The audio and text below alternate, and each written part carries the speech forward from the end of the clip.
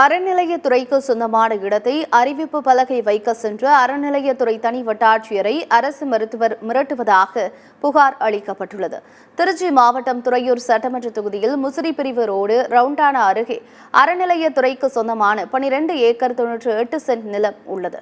இந்த நிலத்தை பெரம்பலூர் இந்து அறநிலையத்துறை கட்டுப்பாட்டில் உள்ள அறநிலையத்துறை தனி வட்டாட்சியர் பிரகாசம் என்பவர் கோவில் நிலத்தை மீட்பதற்காக அந்த பகுதியிலேயே அறிவிப்பு பலகை வைக்க சென்றுள்ளார்.